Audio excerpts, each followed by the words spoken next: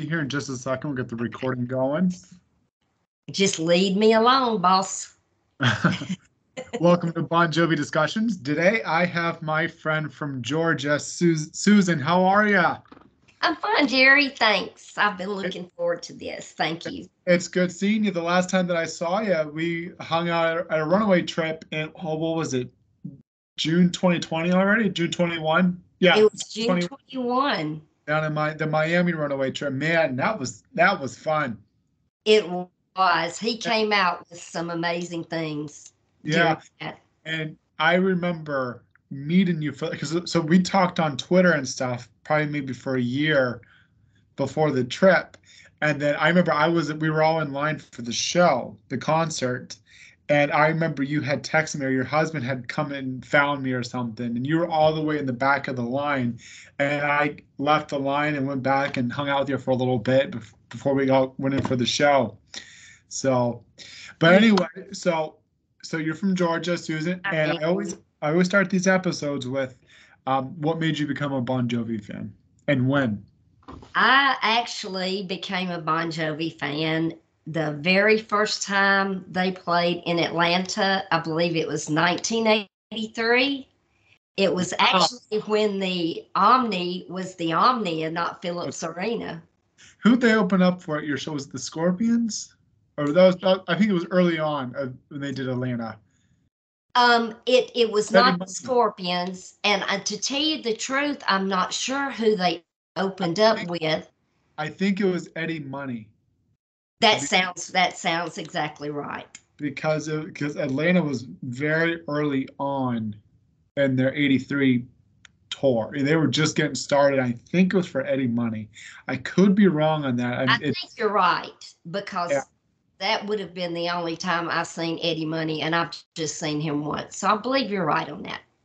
Yeah, I think it was Eddie, especially because it was '83. Scorpions and Kiss, and they became more late '83, '84-ish. But '83, they were doing some for Eddie Money, and then there were some shows that they were doing on their own and here and there. Nothing big, obviously, but yeah. So what made you want to go see them live? And did you hear? I mean, '83 is right before even the debut came out, so they were just a live band starting out. How did you discover them? I've always liked that genre of music, and there was just something about the sound. As a matter of fact, that very first album, Bon Jovi, is still one of my favorites. It's just that their sound drew me in, and once you see somebody in person, it's completely different. Yep. So, you know what? I want to see what the set list was back in '83, so I'm gonna Google it real quick. That'd be great. I think they only did 5 songs off. It was not very long because they had a problem with the sound system, I believe, if I remember correctly. Yeah, on a lot of their shows they had trouble. But now, a few years after that, it's so old. Like that. This is before they're even under the radar. Right. You can't get the set list, but if I remember correctly, you can't find this on Google, so I'm going by my memory here. They did 5 songs. It was obviously Runaway, and they actually did a demo version of She Don't Know Me, I believe, or was it Roulette? Because some of the songs they did in 1983. Roulette is one of my favorites. They were demo versions of what became the debut album in '84. Correct. So, and I know I have a video somewhere. I think it's Roulette, where it was the demo version they were doing. But I'd have to look. I could be wrong on that. I have to look. I would love to know that. Those were memories I would love to bring back. Yeah. But I think all the '83 shows, I think they did maybe 4 to 5 songs, because they were doing a few shows for Eddie Money, and then they were doing a few like clubs and stuff on their own, and then they hooked up with Scorpions and Kiss in '84. Right. But yeah, I believe '83 they it was Runaway and a couple of what they were working on for the album. for the They debut. were not well known at the time we Yeah, went to and see them. yeah, and they did come Drew me in. too. Yeah, They just drew me in. yeah. So what's your favorite song? Well, my favorite albums are probably These Days and A Million Fans because Oh, I lean toward the more demo or outtakes or non-published songs. yeah, it's funny that you mentioned demos. I was just talking about this with a friend the other day because the box set anniversary was just the other day. And what I really love about it, and I hope we get something like this next year, is comparing a demo to the final version. Like for example, on the box set, you have the demo of Saturday Night, Always, Living on a Prayer, and Love Ain't Nothing But a Four-Letter Word. And we'll do Love Ain't Nothing But a Four-Letter Word because they have them back to back. One is the demo, the next track is the final version, or vice versa. And it's always fun to kind of see because you think that they just go in and record a song, but really it takes a lot of effort to write it, to record it, to find the right sound, change things. So it's fun to see the rough cut of a song, and then Very what much. comes. Like Always is or Living on a Prayer, hearing those demos, I and always had a question though, Jerry. You might can answer me. Shot Through the Heart off that first album is another one of my favorites. yeah, And people automatically assume, oh, that's You Give Love a yeah, Bad Name. yeah, And those songs are just amazing. yeah. These ones are open all night. Yeah, and what I was just about to say with Open All Night, you mentioned Shot Through the Heart. John kind of played around with that title, Shot Through the Heart, a few times back in the 80s, 90s. And then he started playing with the title of Open All Night. And so it's kind of, you look at the history of the band as a diehard fan, and you kind of see how he would manipulate, or not manipulate, that's not the right word, but play around. That's the word I'm looking for. Play around with different titles and sayings and stuff. Like Living on a Prayer. You obviously got the song, but then in Novocaine, there's a different kind of meaning out to Living on a Prayer. Then you get I think there's 5 versions of Open All Night that he's written. And they're You so different. there's so it's nice to kind of see him have a title there and have different ways he writes around it. They are very, very different. But those songs that we don't get to hear very often, either through concerts or whatnot over the years, I just enjoy hearing those songs that they bring out, like It'll Run Away or the acoustic in April when they did the little acoustic Oh, sets. I absolutely. enjoyed that so much. Yeah, the diehard in me just freaks out every time we get a rarity, especially when it's a runaway trip, and you get you know all these treats and stuff, and obviously I love the hits, but I'm one of those fans that just give me the rarities, give me the deep stuff. I'm a happy guy. So, well, let's get into our first topic, okay? Okay. We are going to talk about friendship. Excuse me, friendship. That's a tongue twister for me. Friendship. It is a hard Friendships. word to say. Say it out, like say it loud, like real quick. It comes friendships, friendships, creating friendships through the band. And like I mentioned in the beginning of the video, we've been talking here since what, 2018, 2019. Finally met in 20. We've been talking since. And so, the amazing thing that about this band is not just the band that impacts your life, but it's also the friends that you make. Obviously, we're both diehard fans. All the diehard fans pretty much know each other because, the way the social media is now, the way the fan club used to be, with the forums and stuff. But it's amazing how well connected we are. And, Twitter is the perfect example of that. Just to be able to connect with other people who love the band as much as you and get it. Because I can talk to my wife about Bon Jovi. She doesn't want to hear it. My son doesn't want to hear it. My colleagues don't want to hear it. My friends don't want to hear it. I get that same thing. The only people that you can actually talk about the band are other diehard fans. Like every day, I'll post something interesting and stuff, and it's just for example, people that watch this or know that I do these polls every day, just for fun, But and those are great. yeah, and Gets you thinking and remembering yeah, about those songs you've forgotten about. well, I don't forget about them, that's for sure. Well, I don't mean you, but I Yeah, mean the people taking the polls. yeah, I'm just teasing, I know. but it's kind of interesting to see what people say. I'll be there for you versus always, and it's kind of interesting to see what people's takes are. Like, this is why it's their favorite song. This is why they went for this one, or this one's too. My favorites are always when I do the really tough ones where people really have to think about it and come back to it. Those are my favorite ones. But point is, it's interesting to have these kind of conversations because that's what it does. It creates conversation with other people, and it's just what if there's days where I'll post, I'm feeling a certain song or an album and stuff, and so I want to talk about that with people all day, and it's great because And they want to hear it. yeah, and that is like you hit the nail on the head there. They want They to get people it. hear about it and have a conversation about it. Because when I was younger and stuff, before Facebook and MySpace, and I'm really dating myself here now, there was just the forums, and so you'd have to log into the forums on speed, or what was it, speed dial for Where you it.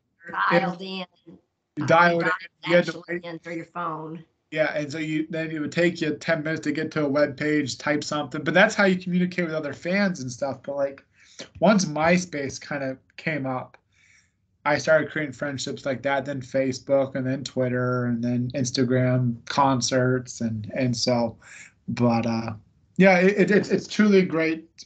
I know so many incredible people because of the band who love the band as much as me, and friends that I talk to almost every day, and sometimes we don't even talk about the band. We just talk about life. Exactly.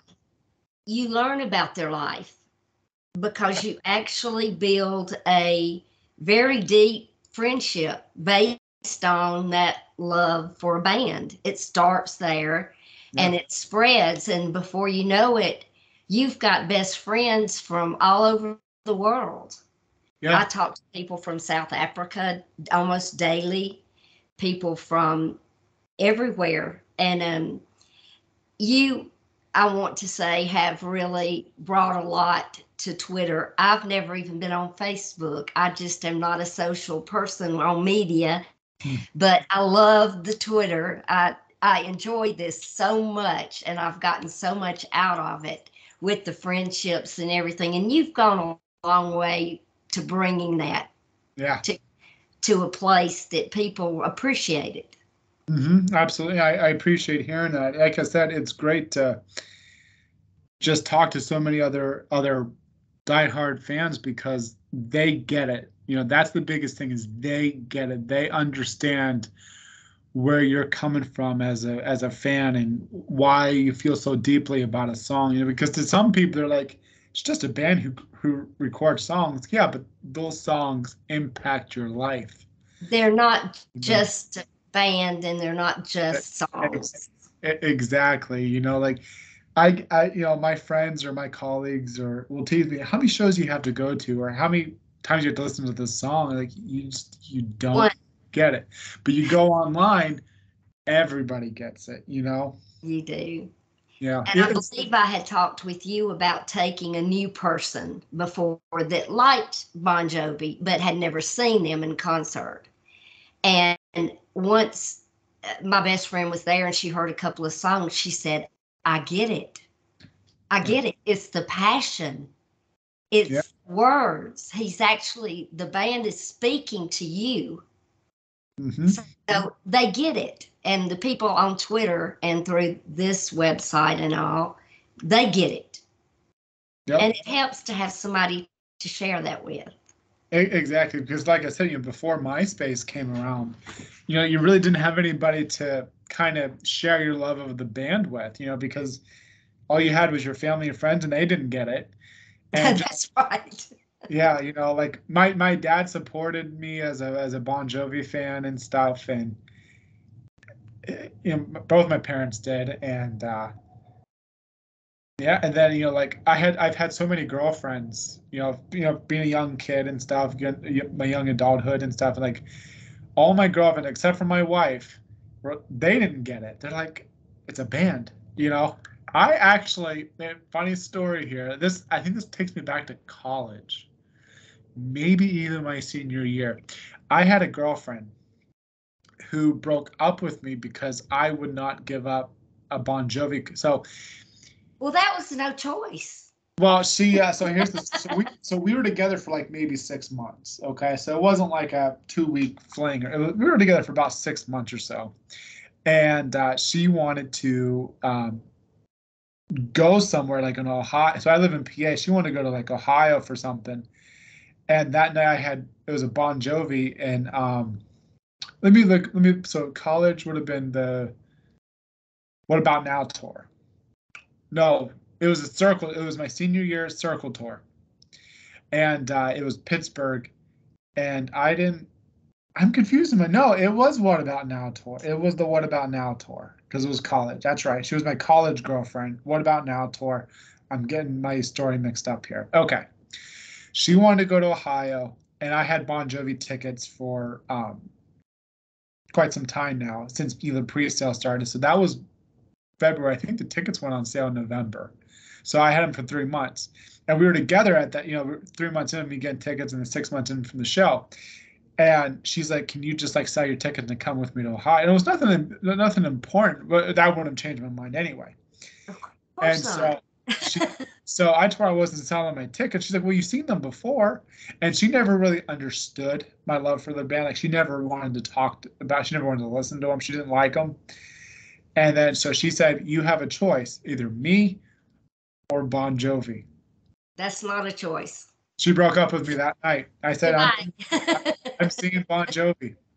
Yep. I'm very lucky that my husband gets it. Well, that was the thing is when I first met my wife, she came the first time we hung out, and don't do this at home, kids. But the first time we hung out, she came over to my house, not to do anything bad, but just for get your minds out of Okay, you're turning red, Jerry. no, genuinely, she came over to me because I was going to drive her out to I'm the just mall, teasing. and but she walked into my collection room, and so we met online, and we talked for maybe 2 months online dating, and I told her I was a big Bon Jovi fan. And, key word there, big Bon Jovi fan. She came into my house and saw me, and she goes, "I know you were this big of a fan." And I was like head over heels for this girl. So I was like, don't let this be a deal breaker and everything. And she goes, it's so cool to see you passionate about someone, or not someone, but a band and stuff. And I told her, I'm a pretty big fan, and this is how many shows I've been to, and this is, what I have, and just me being a total fanboy. But I'll tell you what, since day one, she has been 100% supportive of me as a fan. She goes on runaway trips with me now. She goes on concerts with me. She's even friends with a whole legion of Bon Jovi fans now because of me, and it's great.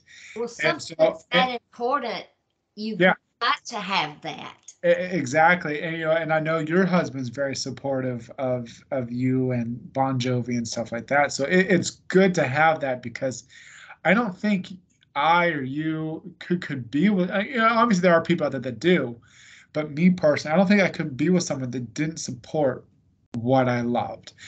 Dealing with it and supporting it are two different things, Very much And so. my wife is absolutely supportive of my, like last night, John did the Q&A for the experience and stuff. Right. I talked her ear off about it for an hour, and my excitement and me fanboying and stuff, and she's like, well, just musing me here, and so that's great. But you give a lot back. You've brought her into it until she gets it too. Yeah, And you can see that between the two of you. yeah. You know, the thing that she says to me, like, so she's seen the This House tour with me, and she's seen the 22 tour with me, and she's been on a few runaway trips with me. And I remember the first time that we went to a show together, after the show, she said, I've never seen you. I'm happy all the time, and she makes me happy, and I'm just a happy go lucky Right. kind of guy. But she said it after the show, I have never seen you so happy and full of life. Not that I am without Bon Jovi, but like it's just like another level of happiness, you know? You quoted my exact words. It makes me feel alive. Yep, exactly. You know, it brings you out, you know, like there's someone captured a video of me from the April tour this year. And I was singing along to I'll Be There For You. I think it was at the Nashville show. Someone captured it. And just the look on my face, I close my eyes, I sing along, throw my hands up in the air, and just like there's certain songs that just overtake me. You know, you I, feel it in your blood, your veins, and it overtakes you. And I remember you do? there's a video, and I've posted it on Instagram and Twitter, months ago. But just me lost in it, and just singing along, and that's where I'm at. Well, the that's one of the things that connect all of us, I believe, so much with Bon Jovi is um, his words and the writing and the whole band that puts into that writing and performance, and the everything they do is done with so much passion. Your puppy's out. I'm sorry. That's okay. What's your puppy's name? Jammin' Bon Jovi. Jammin' Bon Jovi. Yes, and we call him Jammy. That's clever. Well, my first little dog's name was Jammy, and my daughter named him. Well, now you gotta bring Jamie up so we can see This her. is Jammy. Hi, Jamie. Say, I am a rock and roll dog named after Bon Jovi.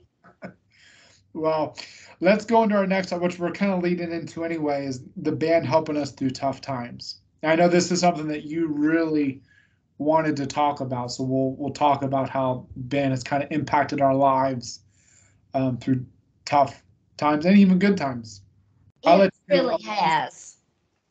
It has. I talk with a lot of my friends that I've met online, and I know with you, losing people in your family, it's hard to explain to somebody, but the music from them actually helps you get through these times. Yep. And at Runaways, I've met people that have gone through some horrific things in their life, seen fiancés killed in accidents, and they actually went to the Runaway to get a chance to thank them for helping them get through that time. And I know that that was my dream, was to just say thank you one day for that, because they do bring, and I think they cared, especially the group as a whole. You can look at them and tell they want you to feel it. They care. Yeah.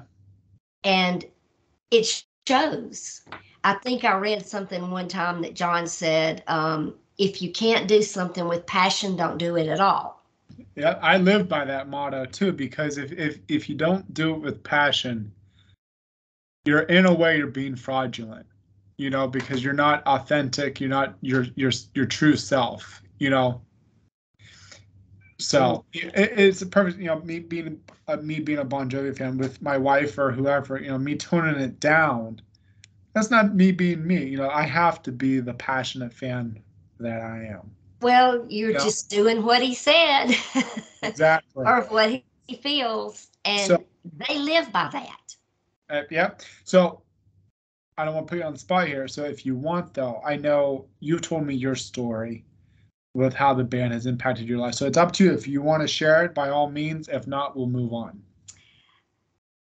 I would like if you don't mind, to just take a moment.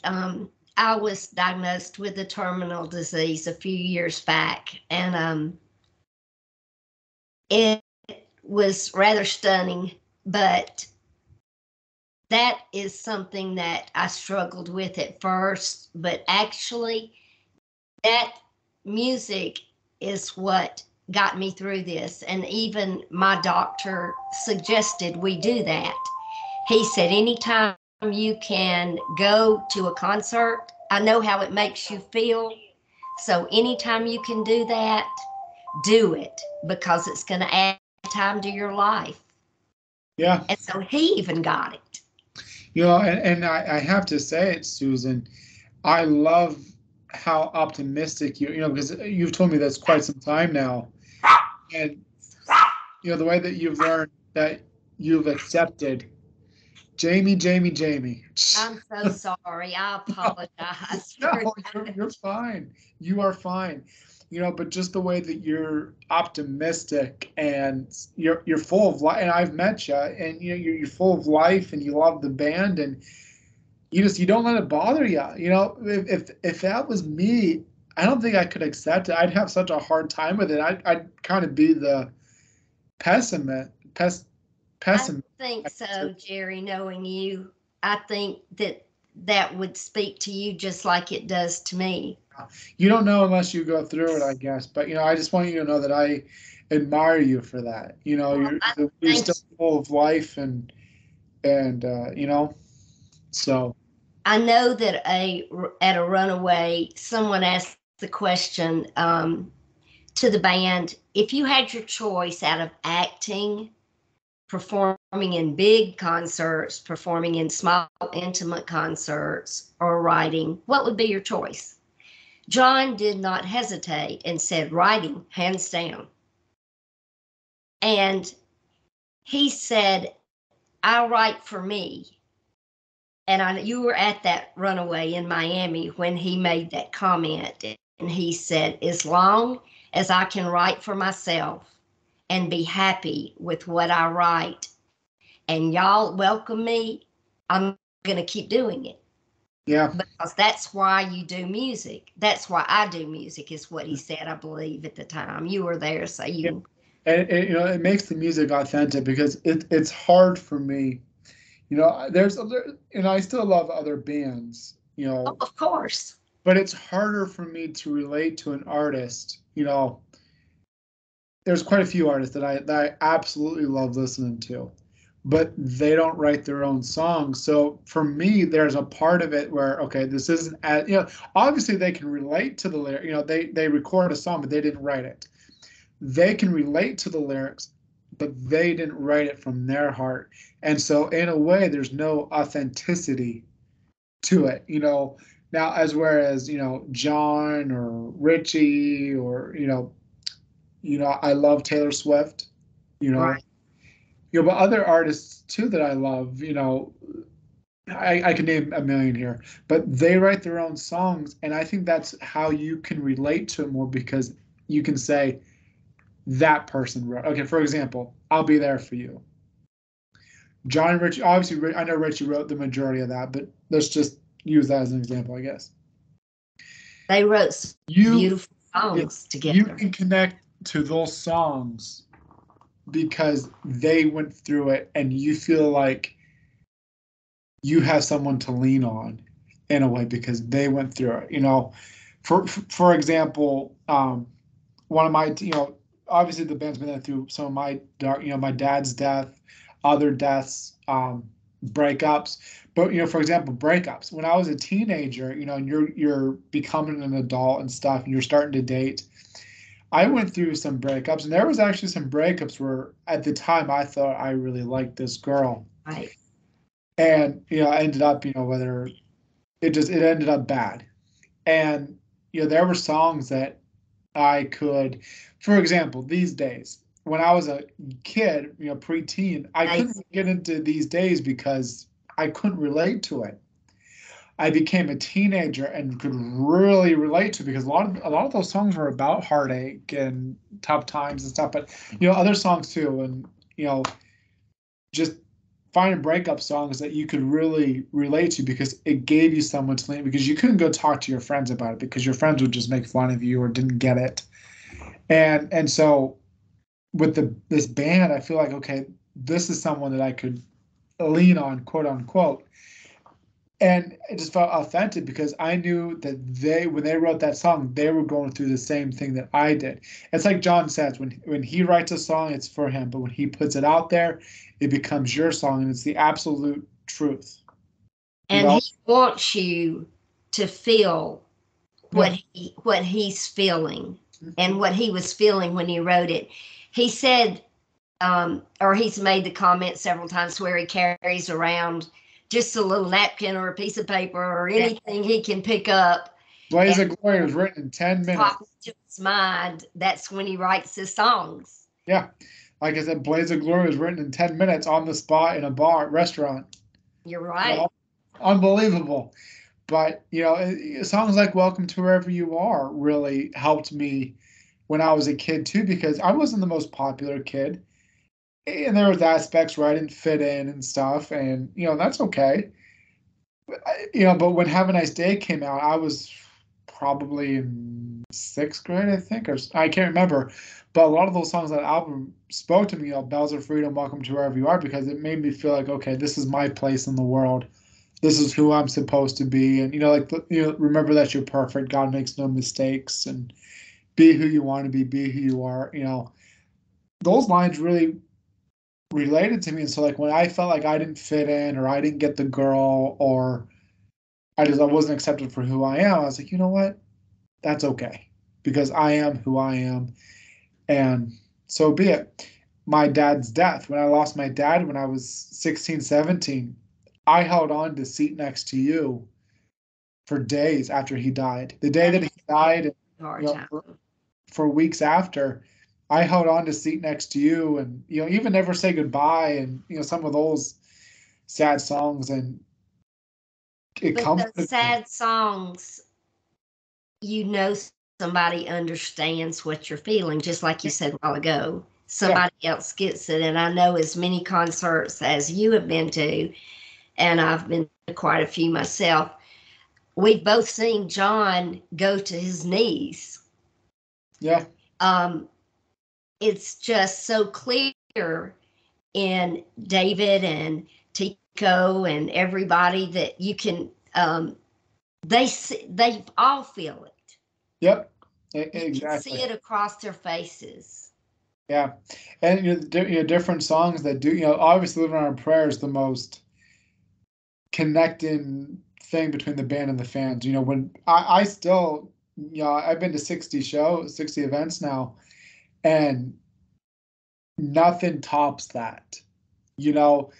Every time I'm in an arena, and obviously all those 60 shows weren't always arena shows, and some of them were clubs or runaway trips or stadiums, arenas, but they're stadium and arena shows. Even the runaway trips too.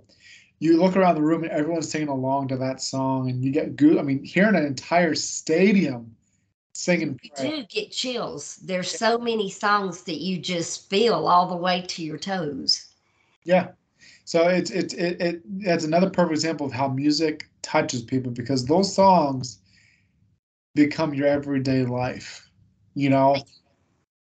So music is the key to your heart. It is. It's like my son, for example. I love him, and I don't expect him to like anything that I like. I want him to be his own person, and he trust me, he sure is. And that doesn't surprise me, Jerry, a bit. Yeah. But he told me a few weeks ago, he says, Dad, I'm not really into music. I just don't listen to music. And he's in a video game. He's in his own thing, and that's okay. But his mom loves music. I love music. And so I don't know how that trait was skipped. He's going to change that so many times before he reaches a certain age. We went through, I believe, every step in every different kind of music. And I know my daughter likes all kinds, but she grew up, her very first words she ever uttered were "To Bed of Roses." Oh my gosh. Wow. I've got it written in her baby book. I remember you telling me that one day. But everyone has their passions and stuff. This kind of ties back into what we were first talking about, being passionate about music and having that connection with other people who understand that passion. Just like sports people have sports people, and video game people have their own little club and all that stuff. So, but it's an amazing thing to feel, and I want to thank you for your big part you do in bringing the fans together and providing them with the information that a lot of people can't get, don't have access to without you. Yeah. So that is appreciated very much. Well, I sincerely appreciate that, and I sincerely appreciate everybody that I talk to online. There's some days it's harder to talk than other days. Like the last couple days have been so busy, so I'm not on as much. But when I am on, I try to catch up with everybody, and there's a lot of messages. I talk with people on messengers and stuff like that, and we just talk for hours on end and stuff. And so it's great because I've met some of the kindest, and you included, some of the kindest and most incredible people because of this band. And that's great. Me too. I have some of the best friends I've ever had. Yeah, they're truly, truly, truly great people. So, and they are always there for you when you're going through a hard time. It's amazing because even like some of my friends here, I can't say that about them, but I tell you, people online, they're so authentic and so caring and compassionate. I mean, there's been stuff that my online friends have done for me that no one else would, but it's great. I wish I could say more, but it's great. It's a great place to be, and I wouldn't want to be anywhere else. Absolutely. I will be there every single time they are. Well, the forums, the backstage with JBJ fan club forums were a lot of fun, and then this is taking us back from like 2008 to, I think it stopped around 14, 15. It kind of the Right. crazy people kind of took it over. Right. The weird posts that they would put, crazy stuff that you would see, like happy birthday to David's 7th grade teacher. I'm like, what? I know exactly what you're talking about. It was like quite a few things okay. during that period of time. But that stuff would pile up, and you would rarely see anything in the actual form. Like I remember there was like games. You remember like the A to Z or guess the lyric, or just fun little games that we would do. Those were a lot of fun. I miss those. I really do. But thankfully now we have social media to kind of connect with each other. I mean, I found people online on social media that I talked to on the fan club. Exactly. Yeah, I remember sometimes too the forums would get pretty heated, especially when we're not going to get into it. The whole JBJ and Richie thing back in 2013. That was a difficult time for a lot of people with varying ideas. That was like really heated on the forums, but it kind of died off after that. But I think so. I think people have seen the cohesiveness of the band. Yeah. And really, the true diehard fans, they just want them to be happy. Yep, exactly. So before we end here, is there anything that you want to say? Any little things you want to mention? No, I did want to mention, and I don't know if it was that runaway, but they seemed so appreciative. Somebody had made the comment about amen and asked John, was that his version of hallelujah? And he went like this, like he was so grateful somebody picked that up. Yeah, and he's been asked that quite a few times since 2013, and I think in a way it was. I think it was definitely inspired. I think he has said that it was inspired by Leonard Cohen and stuff. It was, and he's very that I believe that's his strongest. He makes that pretty clear. Yeah. But I really just wanted to thank you for all you do and for being a diehard fan to give the rest of us diehard fans what we need. Yeah, I sincerely appreciate that, and I know on Twitter and even when we message each other and stuff privately, you are truly one of the sweetest people I've ever met, and Thank you. I said a million times, I sincerely wish you the best, and I hope you get through what you're going through, and hopefully have a positive outcome. But I I just appreciate that, and I, I'm going to, yeah, because I'm going to stick around long enough to see long them as many times as I can. good. Well, Susie, stay on. I'm just going to end the recording here, but thank you again so much for coming on. Okay. Thank you. I appreciate it, Jerry.